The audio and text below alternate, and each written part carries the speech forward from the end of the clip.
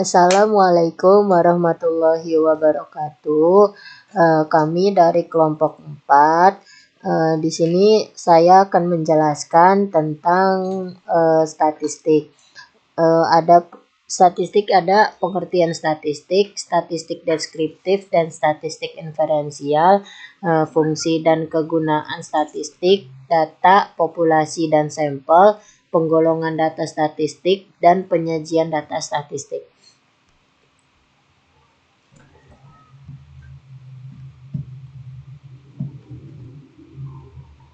Yang pertama ada pengertian statistik.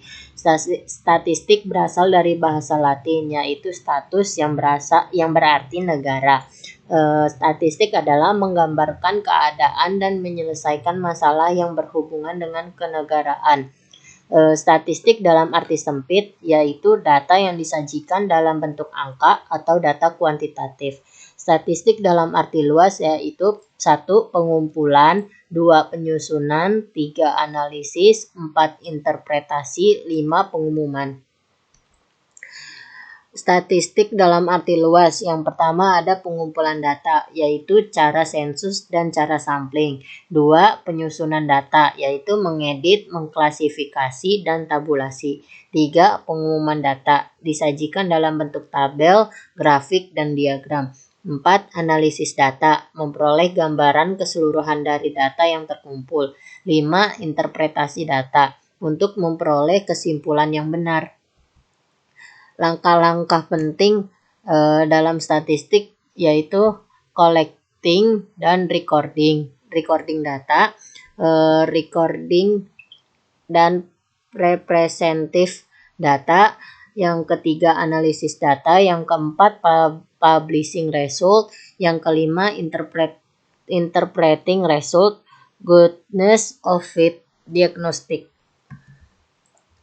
Selanjutnya yaitu perbedaan statistik deskriptif dan statistik inferensial. Yang pertama ada statistik deskriptif atau yang disebut statistik deduktif.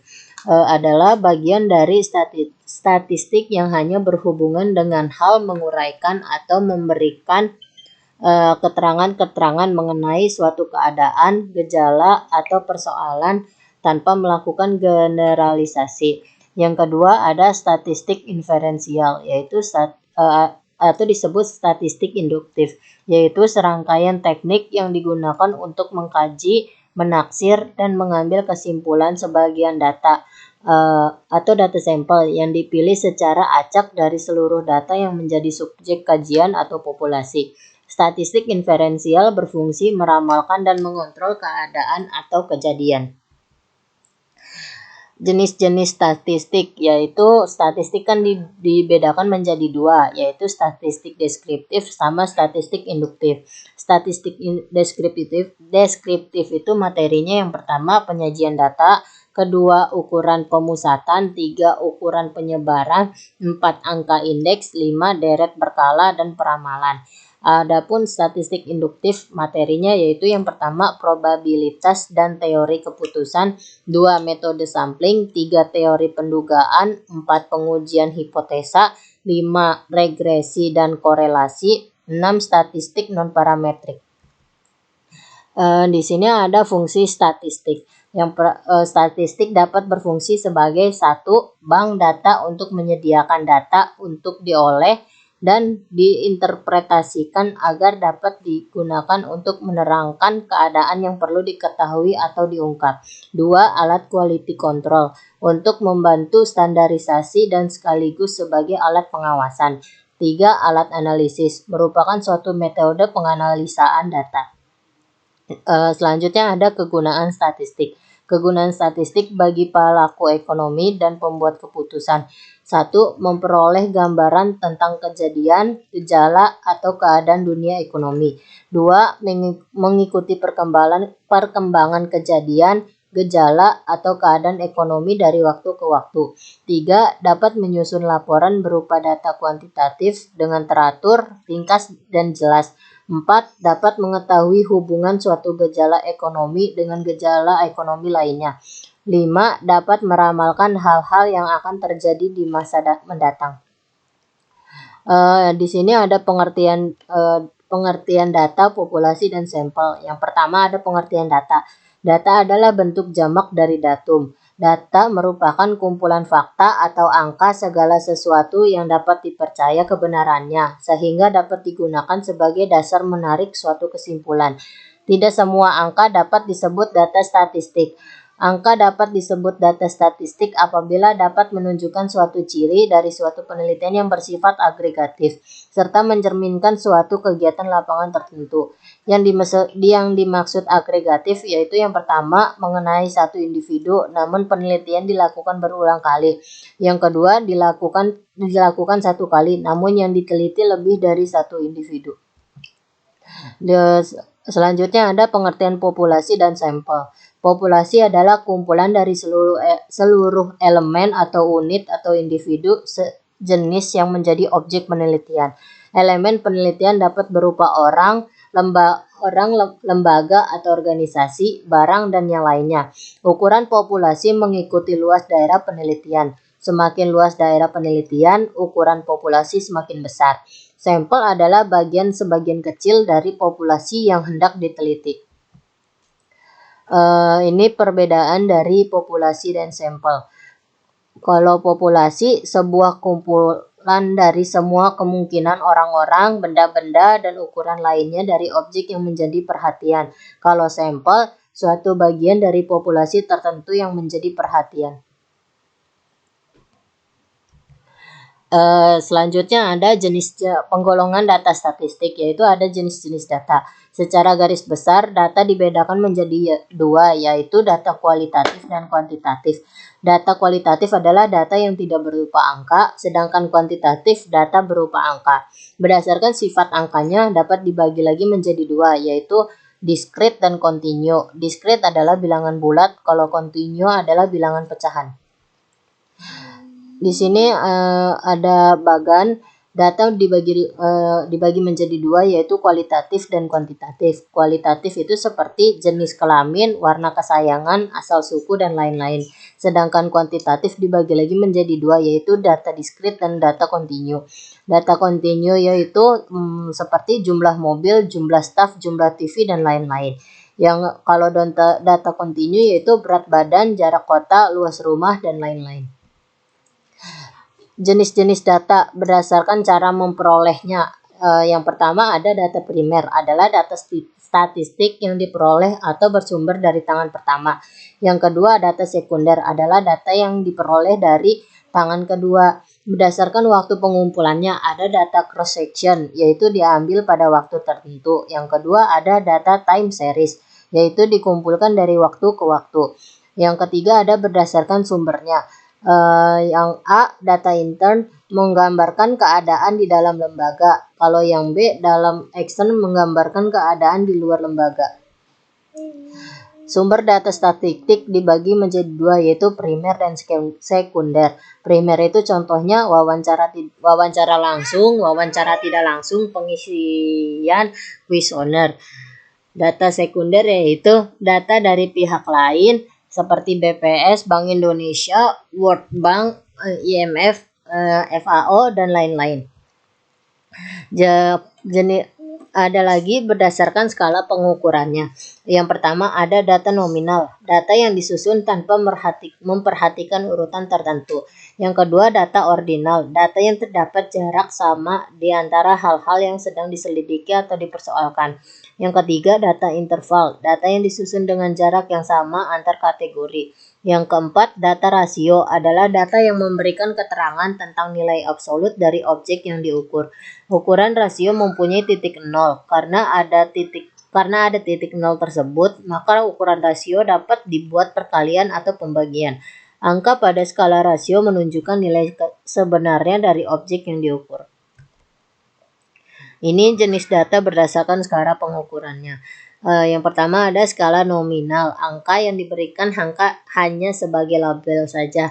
Contoh, pria sama dengan 1, wanita sama dengan 2.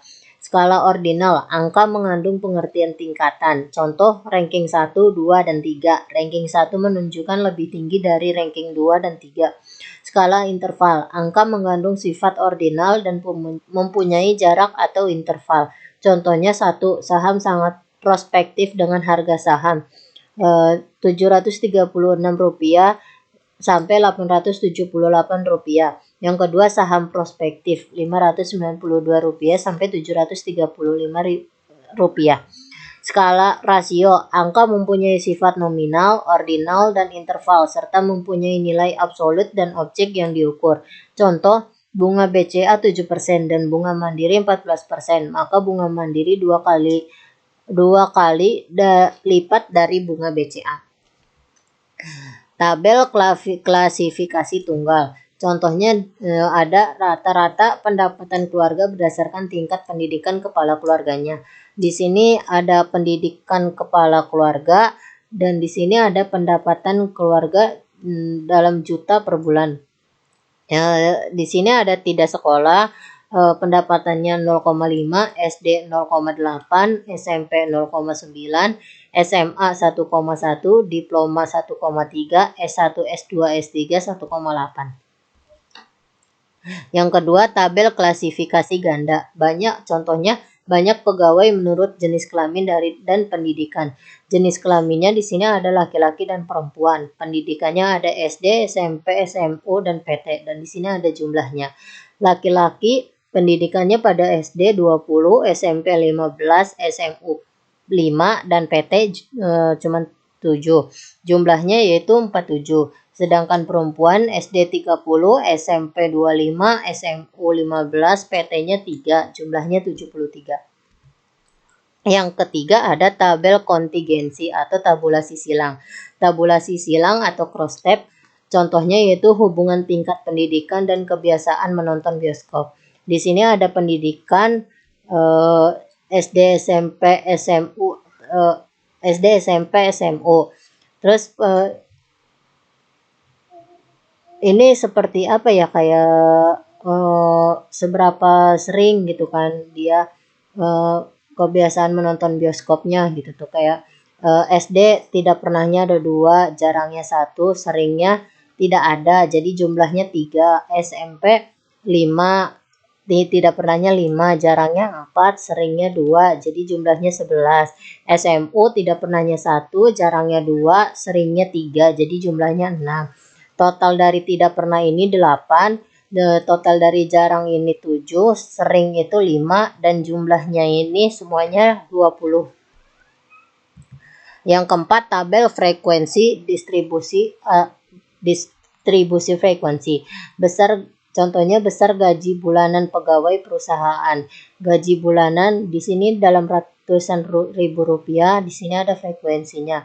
5 sampai 9 frekuensinya 1, 10 sampai 14 frekuensinya 2, 15 sampai 19 frekuensinya 8, 20 sampai 24 frekuensinya 14, 25 sampai 29 frekuensinya 15, 30 sampai 34 frekuensinya 6. Totalnya adalah 46.